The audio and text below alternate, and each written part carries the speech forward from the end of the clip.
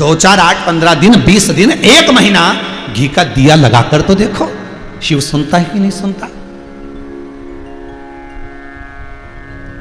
और जिस दिन आपका कोई काम अटक गया, नहीं हो रहा, सारी दुनिया के आपने हाथ जोड़ लिए, तब शमी के पत्ते ले जाकर प्रदोष काल में शंकर को समर्पित करके तो देखो। जिस शमी के पौधे में कांटे ही कांटे होते हैं, उस शमी की पत्ती को शंकर को देकर देखो। प्रदोष काल में अगर कोई काम दुनिया के हाथ जोड़ लिया आपने, दुनिया से कह दिया कि मेरा एक काम कर, और नहीं हो रहा है, तो एक आप तोड़ो 5 पत्ते शमी के और ले जाकर शिव जी को दो, शंकर को प्रदान करो।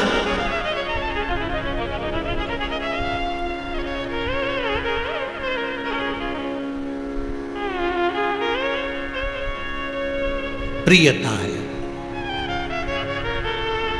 हमको लगता है। देवऋषि नारद ने दिखाई बहुत सारी बातें, देवऋषि नारद ने कई, पर पार्वती की चित्तवृत्ति में तो जो समाया था वही समाया, क्योंकि पार्वती कभी गलत देखती नहीं थी। पार्वती का तो एक ही नियम था, हर एक में खूबी देखना, हर एक में अच्छाई देखना। पार्वती कभी बुरा सोचती नहीं थी। हमेशा पॉजिटिव सोचो, अच्छा सोचो और अच्छा विचार करो, गलत ना सोचो, हर चीज में अच्छी सोचो।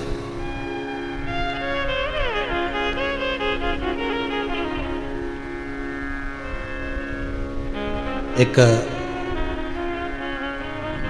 इंदौर के भगत हैं, शिष्य भी हैं, तो उन्होंने ये आश्रम से जुड़े हुए हैं, गौशाला से, तो उन्होंने प्रश्न कर कर भेजा, गुरुदेव हमारे एक रिश्तेदार हनुमान चालीसा का पाठ कर रहे थे पीपल के पेड़ के नीचे, उनकी हनुमान चालीसा की किताब को गाय खा गई, तो कैसा होता है। सब लोग डरा रहे हैं, कोई कह रहा है हनुमान जी रुष्ट हो गए, ऐसा हो गया, वैसा हो गया। तो हमने उसको कहा कि भाई अगर हनुमान चालीसा की किताब को गाय खा गई तो गाय भी समझदार होगी और उसको मालूम होगा कि ये फटी टूटी कटी फटी किताब से बहुत दिन से पाठ कर रही थी, तो गौ माता ने विचार करा ये नई नहीं लाएगी, 10 रुपये नाश नहीं करेगी, क्योंकि जब तक ये पूरी गल नहीं जाए, फट नहीं जाए, घूम नहीं जाए, तब तक नहीं लाएगी। इसलिए इसको मैं, ये पत्नियां जो होती है ना, इनमें अक्ल बहुत अच्छी होती है, समझदारी। क्या पति जिस कपड़े को बार बार पहनता जाता है, वो 25 बार बोलती देखो बदल लो, अभी बुरी लगने लगी, देखो बदल लो, मैं तुमसे करी बुरी लगने लगी, ये बनियान तुम्हारी 4 जगह से फट गई, मैं तुमसे 25 बार बोलती बदल। और एक दिन पति नहीं बदलेनी तो ये बहुत चतुर है, उसी बनियान से पोछा लगा दे, ले अब पहन ले जा। बोल रहे तिलक सही है कि गलत है? उसी कपड़े से वो पोछा लगा दे, ले अब पहन। और पति देखे कि क्यों मेरी शर्ट किसने पटकी है, चाय पोंछ दी उस पर, पत्नी बोले वो पड़ी थी उस पर चाय गिर गई थी। तो गौ माता ने भी विचार करा होगा कि ये हनुमान चालीसा की किताब तो बदल नहीं रहा है, पढ़े जाए पढ़े जाए पढ़े जाए है, तो उसने सोचा कि अपनी स्वाहा निकल जा, 33 कोटि देवता अंदर विराजे, इन्हीं को दे दो, ले जाओ। अब किसी ने उनको डरा दिया कि चालीसा तुम्हारी गाय खा गई तो तुम्हारे लिए गलत होगा। अब उसने कहा गुरुजी लोग कह रहे कि गलत होगा। हमने कहा चिंता मत कर, खा गई तो खा जान दे, परंतु 15 दिन के अंदर वो जो खाया है ना, भगवान के पास पहुंचा है ना, उसका पुण्य कहीं ना कहीं मिल जाएगा, पक्का है, कहीं ना कहीं प्राप्त हो जाएगा। और हुआ ऐसा कि उनके लड़के की जॉब नहीं लग रही थी और सरकारी सर्विस लग गई। कितने दिन पहले इंटरव्यू दिया, तो ये प्रभु की कृपा। तो आपसे निवेदन है, आप मत खिला देना हनुमान चालीसा जान करके गाय को, नहीं तो तुम सोचो कि लड़के की सर्विस लगाना है तो हनुमान चालीसा खिला दो गाय को। अब दुनिया तो ऐसी उल्टी सोच कर काम करती थी। अच्छा वो तो बेचारे की खा गई थी तो बात की बात है, उसको लोग डरा रहे थे, भय खा गई वो जिसकी हनुमान चालीसा खा गई गाय कि अब क्या होगा, अब क्या होगा। बेचारी दुबली पतली हो गई, उससे कुछ बने ही नहीं, सोच सोच के मरे जा रही। तो उसको कह दिया चिंता मत कर, अच्छा होगा। नहीं तो तुम सोचो कि सियोर वाला महाराज बोला तो उनने भी खवा दी, ले आए।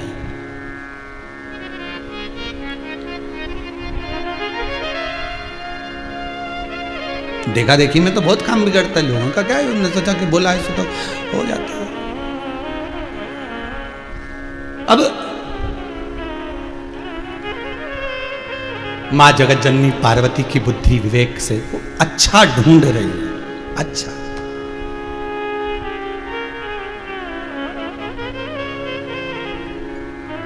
कथा कर रही है पार्वती मैया ने चित्त वृत्ति में शिव को बिठा लिया। अपनी बुद्धि अपने विवेक में शंकर आ गए।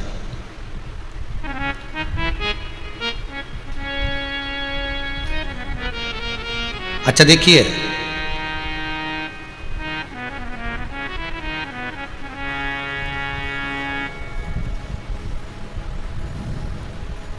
कहीं कोई लोग ने मैसेज निकाला था, शायद वो हमने पढ़ा, आपने भी पढ़ा होगा, कि पितरों की पूजन करो तो प्रेत की योनि मिलती है। ऐसा किसी ने लिख दिया था एक मैसेज में। देवता की करो तो देवलोक की योनि मिलती है। पर शिव महापुराण की कथा कहती है, गर्ग संहिता कहती है, गरुण पुराण कहती है, लिंग पुराण कहती है, अग्नि पुराण में भी वर्णन आता है, पद्म पुराण भी कहती है कि संसार का मनुष्य जितना सत्कर्म करता है, दान करता है, पुण्य करता है, भजन करता है, कथा सत्संग श्रवण करता है, ये उसके पितरों का एक अंश का पुण्य उसके खाते में रहता है। इसलिए वो भगवत स्मरण दान पुण्य कर पाता है। अब इसमें प्रेत योनि का कौन सा भाव आ गया? पितरों की कन्या मैना, धन्या और कला, ये पितरों की 3 बेटियां हैं। सनकादि ऋषियों के पांव में चोट लग गई थी इनके वस्त्र से, इसलिए इनके वस्त्र की चोट लगते से ही उसी समय पर मैना, धन्या, कला को श्राप दे दिया था कि तुम पितृलोक को छोड़कर मृत्युलोक में जाओगी। जब ये रोई, बिलखी, निवेदन करा, बार बार चरण पकड़ लिए, बार बार चरण। कितना सुंदर कहा है मेना, धन्ना, कला ने सनकादि ऋषियों के चरण। मान लो अगर देवता रूठ जाए, मान लो माता पिता रूठ जाए, मान लो पितृ रूठ जाए, मान लो कुल देवी देवता रूठ जाए, तो शिव महापुराण की कथा कहती है कि चरण पकड़ लो, और एक बार नहीं बारंबार पकड़ लो, बार बार उन चरणों का स्मरण करिए।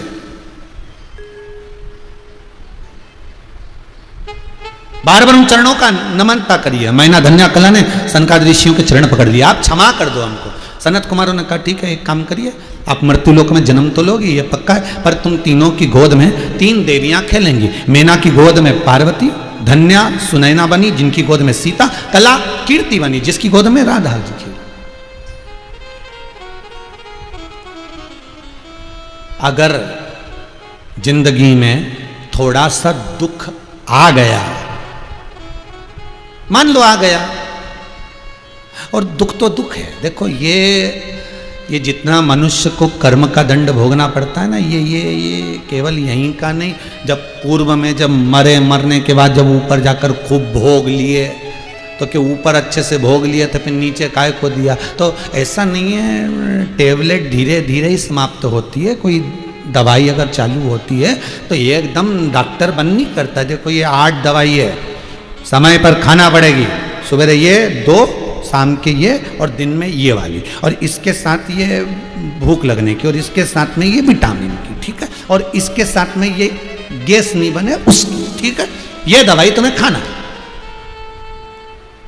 अब 8 दवाई से ट्रीटमेंट चालू हुआ, और धीरे धीरे धीरे धीरे धीरे धीरे 1 दवाई दे गई, मात्र 1 गोली, ये रोज खाना है। बीपी ऊंचा नीचा हो, शुगर ऊंची नीची हो, तो 1 गोली तुम्हें खाना, मतलब दवाई उसने लिख दी। अब वो 1 गोली चलती जा रही, तो डॉक्टर ने पूछा, मरीज ने पूछा, ये गोली कभी खत्म होगी कि नहीं होगी, समाप्त होगी कि नहीं होगी, इसको कभी छोड़े कि नहीं छोड़े? तो डॉक्टर ने कहा जिंदगी जीना है तो 1 गोली तो खाना पड़ेगा। तो ऊपर जब मनुष्य ऊपर जाने के बाद भुगत रहा था अपने कर्मों के दंड को, बार बार भोग रहा था, 94 तरह के अन्य नरकों में भुगतता रहा, चीखता रहा, चिल्लाता रहा, भगवान के आगे हाथ जोड़ता रहा। भगवान ने कहा देख दवाई तो खाना पड़ेगी। आखिरी में बोला ये दवाई कम कर दो, तो भगवान बोला 1 गोली तो खाना पड़ेगी, तो कि खा लूंगा, बस फिर जन्म दे दो, और मृत्यु लोक में भेज दिया। और 1 गोली सबको दी है, वो है दुख की गोली, जो कभी कभी तुम परमात्मा को भूल जाते हो। परमात्मा को भूलना मतलब ब्लड प्रेशर ऊंचा नीचा होना, तो वो ब्लड प्रेशर की गोली खाओ। अर्थात जैसे ही तुम परमात्मा को भूले तो दुख की गोली तुम्हारे पास में आई, और आते से तुमने जैसी गोली खाई ब्लड प्रेशर लेवल में आया। 1 दुख की गोली तो मिलती ही है। तो कहा यह गोली सबके लिए होती है क्या? दुख सबके लिए आता है? बिल्कुल। जगत जननी जगदम्बा माता भवानी कलकत्ता वाली काली से रामकृष्ण परमहंस जी बात करते थे महाराज। सुनिए कि नहीं सुनिए कथा? रामकृष्ण परमहंस जी उस जगदम्बा महारानी से बात करते थे, तो भी कैंसर जैसी बीमारी हो गई थी। तो रामकृष्ण परमहंस जिस माँ से बात करते थे तो शरीर में तो फिर रोग आना ही नहीं चाहिए था। तो स्वामी विवेकानंद जी के गुरु थे रामकृष्ण परमहंस जी। तो स्वामी विवेकानंद जी ने पूछा, स्वामी विवेकानंद जी ने पूछा, गुरुदेव आप जगदम्बा से क्यों नहीं कहते कि आपका ये रोग समाप्त हो जाए, इतनी बड़ी बीमारी हो गई है। रामकृष्ण परमहंस जी कहते हैं, संसार में जन्म लिया है तो इस शरीर को अगर भगवान ने दिया है तो एक टेबलेट दुख की जरूर देकर भेजा है, वो भोगना पड़ेगा। आज नहीं भोगे तो कल भोगना है, कल नहीं भोगे तो आने वाले समय में। तो फिर कहा रामकृष्ण परमहंस जी से कहा, तो ये दुख कटेगा नहीं? तो संत रामकृष्ण परमहंस जी स्वामी विवेकानंद को कहते हैं, दुख प्रत्येक मनुष्य के भाग्य में थोड़ा ना थोड़ा लिखा होता है। ज्ञानी उसको ज्ञान के माध्यम से, तप साधना से, भजन पूजन से, स्मरण से, कीर्तन से उस दुख को काटता रहता है, और अज्ञानी उस दुख को रो रो के काटता रहता है। जब देखो जब रोता ही मिलेगा, 50 बार मिलो रोता ही मिलेगा। तो कोई जो अज्ञानी है वो रो रो के दुख को काटता है, और ज्ञानी भजन कर कर के दुख को काट देता है। नामदेव जी महाराज के भी दुख लिखा था, संत तुकाराम जी के भी दुख लिखा था, मीराबाई के तो जहर का प्याला दुख लिखा था। कितना दुख संसार में, ऐसा कोई मनुष्य पृथ्वी पर नहीं जन्मा जिसके दुख ना लिखा हो। प्रहलाद के भी दुख लिखा, ध्रुव जी के भी दुख लिखा, मीराबाई के दुख लिखा। संसार का जो मनुष्य पृथ्वी पर जन्मेगा, चाहे परमात्मा को भी पृथ्वी पर राम और कृष्ण बनकर जन्म लेना पड़ेगा, तो दुख झेलना पड़ेगा। दुख तो भाग्य में लिखा, क्योंकि मनुष्य का शरीर मिला है तो दुख रूपी टेबलेट तुम्हारे साथ में जेब में रखकर दे दी गई कि सफर करोगे तो भी टेबलेट खाना, घर में रहोगे तो भी ये दुख रूपी टेबलेट। भगवान राम अगर राम मेरा परमात्मा राम बनकर अगर प्रकटे हैं तो भी उनको दुख झेलना पड़ा। सीता का परित्याग हुआ, माता सीता को बन जाना पड़ा, स्वयं को बन जाना पड़ा, सीता जी का हरण होना पड़ा। भगवान कृष्ण को भी अगर मृत्यु लोक में मानव का शरीर लेना पड़ा तो उनको भी दुख झेलना पड़ा। घर छोड़ा, जेल में जन्म हुआ, वहां से माता पिता छूटे, माता पिता छूटे तो दोस्त छूटे, दोस्त छूटे, समय आने के बाद नगर छूटा, घर छूटा, परिवार छूटा, जिनने पाला वो छूटा। छोड़ते छोड़ते द्वारका गए तो वहां पर जाकर द्वारका भी छोड़ना पड़ी। मनुष्य की देह मिली है तो दुख तो कोई भी है, अगर पृथ्वी पर जन्म लिया है तो दुख रूपी टेबलेट, जैसे ब्लड प्रेशर की टेबलेट होती है, शुगर की दवाई होती है, लोग उसको कभी नहीं छोड़ते, लेके ही चलते हैं, चट्टान पर भी जाए उसको खाना जरूरी होता है। उसी तरह ये दुख टेबलेट, ये दुख रूपी टेबलेट ऊपर से जब जन्मे, माता के गर्भ से जब तुम्हारा जन्म हुआ, ये टेबलेट तुम्हारी जेब में डाल के भेजा गया, तुम्हारे अंतर्गत इस टेबलेट को दिया गया कि दुख तो भोगना पड़ेगा, आज नहीं तो कल, कल नहीं तो परसों। बस इतना याद रखना, भजन करते करते दुख भोगोगे, स्मरण करते करते भोगोगे तो मालूम नहीं पड़ेगा। जैसे कोरोना महामारी दरवाजे के बाहर भी खड़ी है, हर जगह पर खड़ी है, बस तुम भजन करते जा रहे हो तो वो तुम्हारे सम्मुख में नहीं आ पा रही, तुम्हारे सामने वो प्रस्तुत नहीं हो पा रही। इसलिए दुख तो हर एक के भाग्य में लिखा। संत हो, साधु हो, सन्यासी हो, तपस्वी हो, साधक हो, उपासक हो, चाहे कितना बड़ा विज्ञानी हो, कोई भी हो, भाग्य में लिखा है। वो तो मनुष्य की देह मिली तो टेबलेट देकर भेजा है दुख की, उसको बस उसको भजन के माध्यम से निकाल, उसको स्मरण के माध्यम से निकाल करो। जब दुख आए ना जिंदगी में, जपते रहो, श्री शिवाय नमस्तुभ्यं, श्री शिवाय नमस्तुभ्यं, श्री शिवाय नमस्तुभ्यं, श्री शिवाय नमस्तुभ्यं, श्री शिवाय नमस्तुभ्यं, श्री शिवाय नमस्तुभ्यं, श्री शिवाय नमस्तुभ्यं, श्री शिवाय नमस्तुभ्यं, श्री शिवाय नमस्तुभ्यं, श्री शिवाय नमस्तुभ्यं, स्तुभ्यम, एक शीतलता का भान होगा, एक अनुभव शिव का होगा।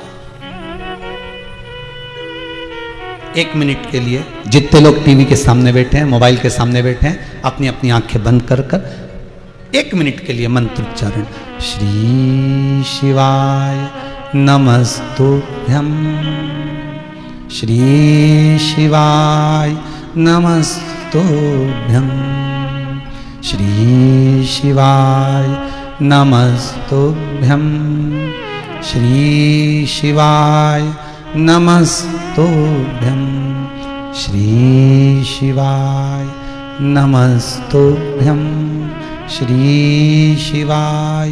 धीरे धीरे आराम से नेत्र बंद कर कर भाव से दिल से बोलो। देखो शंकर की शरणागति होती है कि नहीं होती, दिल से बोलना, दिखावे से नहीं। आपके सामने कोई नहीं है, टीवी है, वाणी है, शंकर की पोथी है और आप हो। शिव का स्मरण, श्री शिवाय नमस्तुभ्यम, श्री शिवाय नमस्तुभ्यम, श्री शिवाय नमस्तुभ्यम, श्री शिवाय नमस्तुभ्यम। शिव नेत्र खोल लीजिए, आंखें खोल लीजिए, दर्शन शिव का हो।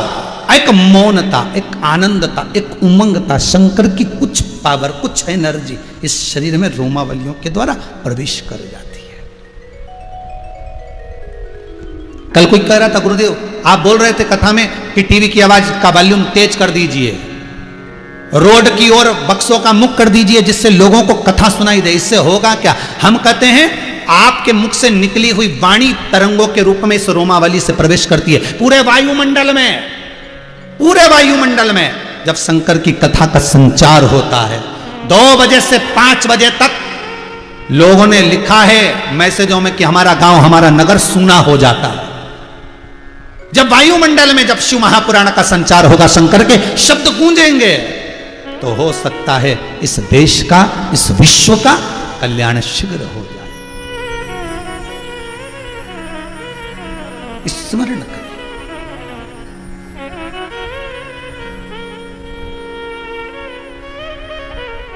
महाराज मैना धन्या कला, तीनों के घर में देवियां पर होता है। दुख आया है तो सुख भी आएगा। अगर भगवान ने एक टेबलेट दी है तुमको दुख की, तो भगवान ने दूसरी टेबलेट, डॉक्टर अच्छे से अच्छा विद्वान भी डॉक्टर अगर एक दवाई किसी को नहीं लिखता, उसके साथ दूसरी दवाई जरूर लिखता कि अगर ये दवाई से गैस होगी तो उसके साथ में ये खाना पड़ेगा, उसके साथ ये विटामिन की एक दवाई लेना। तो कई लोग कहते हैं साहब एक लिख दो, नहीं ये 2-3 काहे को लिखिए। तो डॉक्टर बोले ये बुद्धि चला, एक लिखने को तो लिख दूंगा पर बाद में दिक्कत दे जाएगी, इसलिए 2-3 दवाई इसलिए लिखते हैं कि इस दवाई से इस दवाई को दबाया जाए, इस दवाई से इस दवाई को दबाया जाए। तो डॉक्टर जानता है कि दवाई से दवाई को दबाया जा सकता है, इसलिए वो 2-3 तरह की लिखता है। तो भगवान ने अगर दुख रूपी दवाई तुमको दिया है, तो भगवान ने जन्म से पहले जब मां के गर्भ में तुम उल्टे लटके हुए थे, दोनों मुष्टिकाएं बंद थी, भगवान से प्रार्थना करी थी मुझे मां के गर्भ से बाहर निकाल दे, मैं भजन करूंगा, भजन करूंगा, भजन करूंगा। और जन्म लेते से लग गया मैं तो भोजन करूंगा, भजन गायब हो गया, भोजन चालू हो गया। तो भगवान कहते हैं अगर एक दुख की टेबलेट तुमको दी है, तो भजन की इस सुख को लेकर आने की टेबलेट भी तुमको दी है कि जन्म लिया है तो भजन करना। मृत्यु लोक में राम जी ने शंकर जी का भजन करा, दुख कट गया, लंका पर चढ़ाई कर दी, रावण को मार कर वापिस आ गए।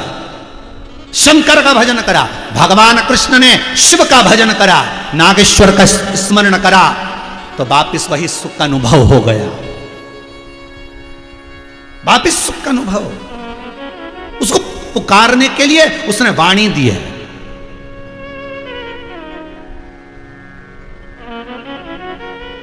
अरे बेचारी जीवान इतनी छोटी सी, इतना सारा खिलाओ स्वाद बता देती है, अपने लिए कुछ भी नहीं करती, सब तुम्हारे लिए करती है।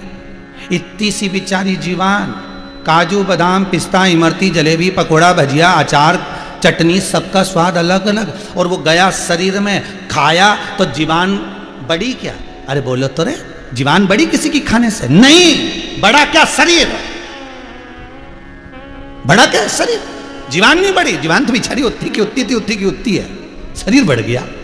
ऐसे थे ऐसे हो गए, शरीर बढ़ गया पर जीवान नहीं बढ़ी, जीवान तो बेचारी उतनी की उतनी रह गई। पर जीवान ने कहा मैं भले नहीं बढ़ूंगी पर स्वाद लेकर पूरे शरीर को दे दूंगी कि ये स्वाद है इसका। और आप तो उसी तरह भगवान कहते हैं कि दुख दिया है तो उसके साथ मैंने सुख की एक टेबलेट दी है, भगवान का भजन स्मरण कीर्तन नाम जाप जपो, तुम जितना जपोगे दुख उतना कट जाएगा, जपते रहो।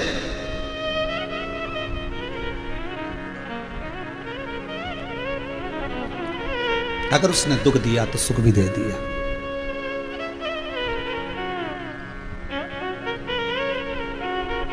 कहा जपो मैना धन्या कला, तुम पितरों की बेटियां हो, तुम्हारे घर में 3 देवियां जन्मेंगी, तुम्हारा कल्याण करेंगी, भजन करोगे कल्याण होगा, ये पक्का है, निश्चित है।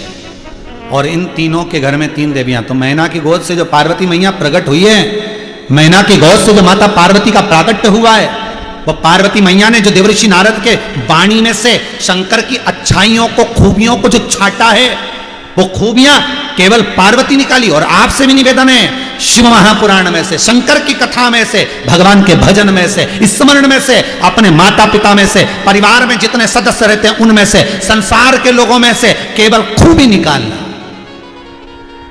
खामी नहीं, अच्छाइयां निकालो, बुराइयां नहीं, उसमें से छाटो क्या अच्छा मिल सकता। एक व्यक्ति निकलकर जा रहा था, उसने कोयल की आवाज सुनी, कितना सुंदर बोलती है कोयल, पर काली नहीं होती तो कितना अच्छा होता। आगे गया तो उसने गुलाब का फूल देखा, कितना सुंदर गुलाब का फूल, पर इसमें कांटे नहीं होते तो कितना अच्छा होता। और आगे गया समुद्र का जल देखा, समुद्र का जल कितना सुंदर, कितनी अच्छी लहरें पड़ रही हैं, कितना सुंदर जल, कांच जैसा, पर खारा नहीं होता तो कितना अच्छा होता। इतने में गुलाब का फूल, समुद्र का जल, कोयल, तीनों ने मिलकर कहा, रे मनुष्य तुझ में दूसरे की बुराई देखने की आदत नहीं होती तो कितना अच्छा होता। पूरी जिंदगी हमने बुराइयां देखी, वो कोयल में देख ली, गुलाब के फूल में देख ली, कहीं समुद्र के जल में देख ली। बुराइयां देखना छोड़ दोगे, आपके भीतर इतनी अच्छाइयां बढ़ जाएगी, इतनी अच्छाइयां बढ़ जाएगी कि दुनिया आपको नमन करेगी, प्रणाम करेगी, साष्टांग करेगी। आप अच्छाइयां ढूंढना चालू कर दो, आप में दुनिया अच्छाई देखना चालू कर दो, ढूंढो। पार्वती मैया बड़ी हो गई, चित्तवृत्ति में शिव थे। भगवान शंकर ने भी कई बार परीक्षा ली। एक बार शंकर नटराज रूप रखकर, केवल नटराज रूप भगवान शंकर ने पार्वती के लिए नहीं रखा था। एक बार ब्रह्मा जी ने आकर कह दिया था कि सरस्वती को अहंकार आ गया है उसकी बाध्यता पर, सरस्वती को अहंकार आ गया है उसकी वीणा पर, सरस्वती को अहंकार आ गया है उनकी वाणी पर, स्वयं ब्रह्मा कह रहे हैं। तो शंकर भगवान ने पूछा क्या बात है ब्रह्मदेव, तुम क्या चाहते हो? भगवान ब्रह्मदेव कहते हैं कि बस अगर देवता की अर्धांगिनी होने के बाद भी अगर सरस्वती को वीणा देवी को इतना अहंकार आए तो ये श्रेष्ठ नहीं, उनके अहंकार को आपको गिराना है। शंकर भगवान नटराज का रूप धारण कर कर सरस्वती से कहते हैं कि तुम्हें नृत्य लीला कितनी है। माता सरस्वती नृत्य लीला को समझाते समझाते थक गई, नहीं जान पाई, तब शंकर ने नटराज रूप धारण कर कर जब सरस्वती के सम्मुख में नाट्य लीला करी, सरस्वती अचंभे में पड़ गई। सरस्वती अचंभे में, आपके भीतर ये अभिमान ना है, आपके भीतर ये अभिमतता ना आना चाहिए। मीराबाई जब जब भजन गाती थी राग से, मन से, आनंद से गाती थी। तानसेन निकल कर जा रहा था, मीराबाई के भजन सुने तो उसने एक पत्थर उठा के दीवार पे लिख दिया, कृपया राग में गाएं।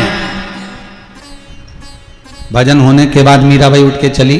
किसी ने कहा यहां से अकबर के नगर का जो तानसेन है, जो स्वरों का सम्राट है, वो निकल कर गया था तो उसने लिखा है कृपया राग में गाएं। मीराबाई आप कुछ बोलोगी नहीं? मीराबाई ने कलम उठाई, राग के आगे लिख दिया अनु। क्या लिखा? अनु। अब पूरा हो गया कृपया अनुराग में गाएं।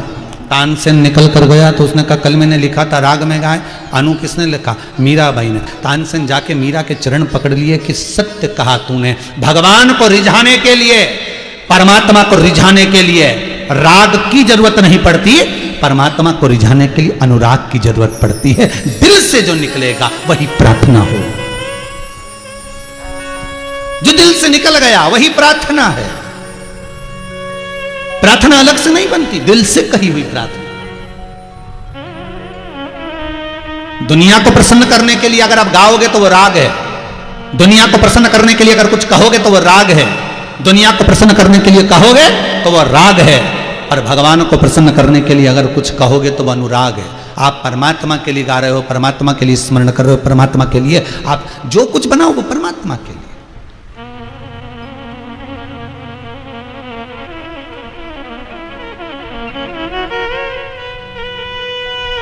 पार्वती शिव में, शिव को पाने की एक ललकता, एक आनंद पार्वती की चित्तवृत्ति में था।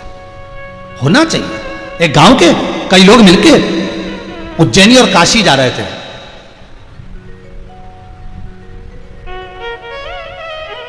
उज्जैनी और काशी, तो उन्होंने कहा पहले कहां चलते थे? पहले उज्जैनी चलते हैं। उसी नगर के लोग अच्छी गाड़ी वाड़ी तैयार कर ली और उज्जैनी जाने लगे, काशी जाने लगे। तो वहां पर एक गरीब व्यक्ति रहता था, बहुत गरीब, बड़ा बेचारा, बहुत गरीब। अब इसका मन हुआ कि भैया देखो तुम्हारा साथ मिल जाएगा तो हमको भी ले चलो, हम भी चले उज्जैनी काशी। तो उन्होंने कहा गाड़ी में जगह नहीं है, हम नहीं ले जा सकते, हमारी बैलगाड़ी में तो इतनी जगह ही नहीं है। तो वो उसने सोचा बैलगाड़ी में जगह नहीं, हम कैसे उज्जैनी जाए, कैसे काशी जाए, कैसे महाकाल का दर्शन, कैसे विश्वनाथ का दर्शन करें। तो उसने कहा एक काम करो, तुम गाड़ी से चलो, हम पैदल चलते। और वो व्यक्ति अपना थोड़ा सा सामान लेकर, एक आध जोड़ कपड़ा मपड़ा लेकर चल दिया। और भगवान शंकर का भगत था, शिव का स्मरण करता करता चल दिया। मन में वही भगवान शिव की भक्ति लिए, बोल बम बोल बम बोल बम बोल बम बोल बम बोल बम चला।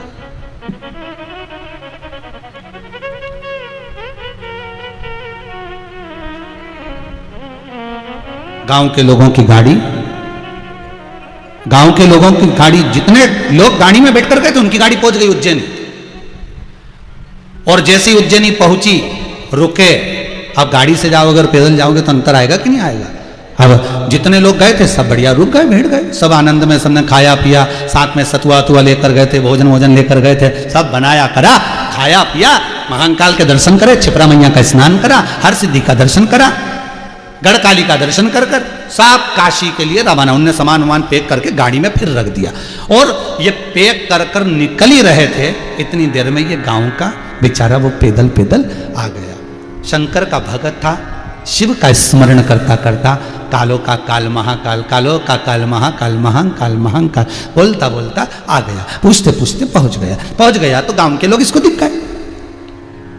गांव के लोगों ने कहा आ गया, हाँ हमने तो दर्शन भी कर लिया, हमने तो क्षिप्रा भी नहा लिया, हमने तो हर सिद्धि भी कर लिया, हमने गढ़काली का भी कर लिया, फिर अब तो हम काशी के लिए जा रहे हैं और तू अभी आया और भोजन भी कुछ नहीं बचा। अब तू खाएगा कैसे, कहाँ रहेगा, क्या करेगा? हम मना कर रहे थे मत आ। उसने कहा अब क्या करूं तुम बताओ। तो कि अब घर लौट जा, भले दर्शन मत कर, भूखा मर जाएगा। उसने कहा नहीं, उज्जैनी में आया हूं, महाकाल की नगरी में आया हूं, महाकाल का मेहमान हूं मैं। गांव का व्यक्ति बोल रहा है, जिसकी बुद्धि नहीं है, जिसमें विवेक नहीं था, बस पैदल आया था और कहता मैं महाकाल का मेहमान हूं। अब भोजन देगा तो महाकाल देगा और रुकने की व्यवस्था देगा तो महाकाल देगा। अब तो मैं आ गया, अब तुम चलो काशी, फिर काशी में मेहमानी करेंगे विश्वनाथ की, तुम चलो। इनने गाड़ी वाड़ी तैयार करी और ये चल दिए। अब ये गया और दर्शन वगैरह करके आनंद से, और भूख बहुत लग रही थी, महाकाल का दर्शन करा, क्षिप्रा का स्नान करा, सब दूर घूम घुमा कर एक जगह पर बैठ गया और शिखर देखता रहा महाकाल का। शिखर देखते देखते बाबा बड़ा भूख लग रही है, बाबा बड़ी भूख लग रही है, मन में सोचता सोचता सो गया, सो गया। क्षिप्रा, ये अब तो महाकाल मंदिर से क्षिप्रा जी दूर हो गई। पहले के समय में क्षिप्रा और महाकाल की देहली सामने थी।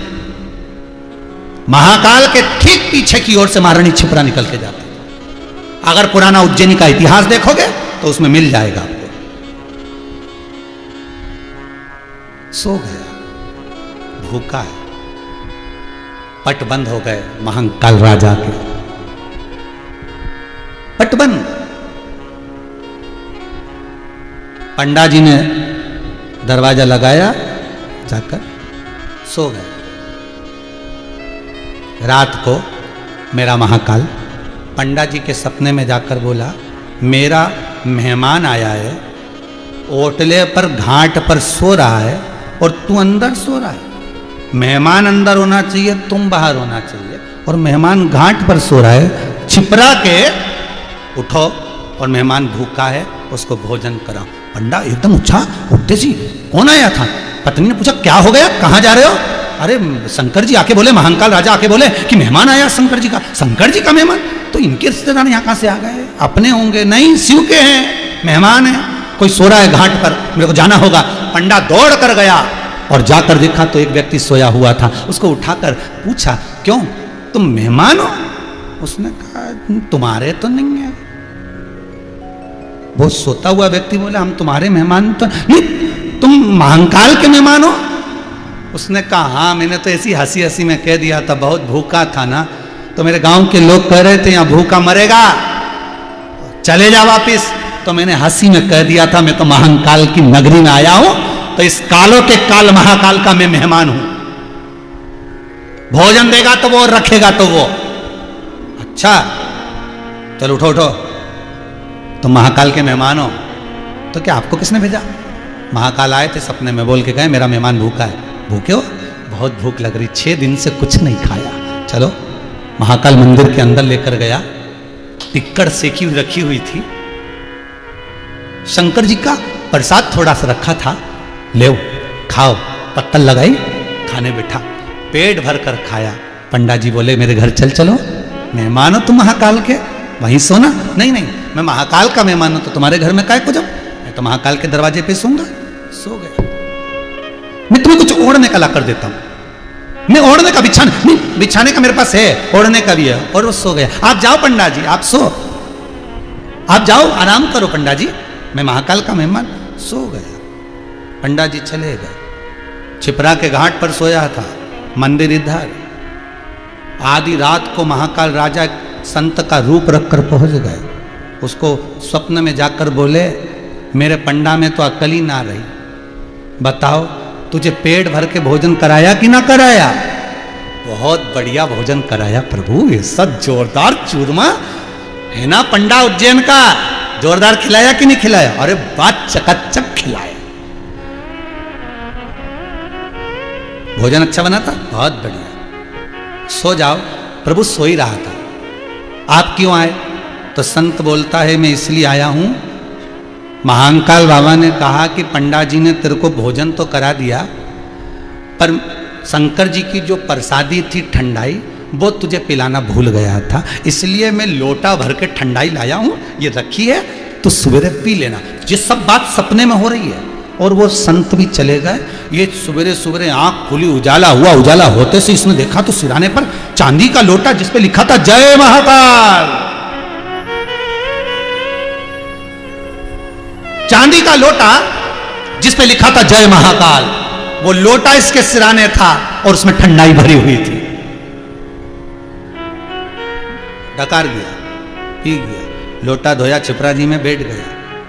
पूरे मंदिर में सवेरे शंकर जी का अभिषेक की तैयारी हो रही है। सवेरे बाबा का अभिषेक की तैयारी, ब्रह्म मुहूर्त में बाबा को भस्म चढ़ना है, अभिषेक की तैयारी। भस्म आकर तैयार थी, पर चांदी का लोटा गायब था।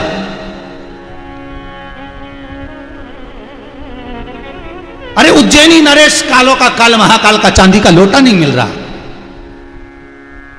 पहले इतनी सेफ्टी नहीं थी, पहले इतनी बाउंड्रियां नहीं थी महाकाल मंदिर में। केवल मंदिर था मेरे महाकाल राजा का, केवल मंदिर। चांदी का लोटा जिस पे कालों का काल जय महाकाल लिखा था, वो चांदी का लोटा गायब है। पंडा जी से पूछा, तुम देखो चांदी का लोटा गया का? पंडा जी ढूंढ रहा है।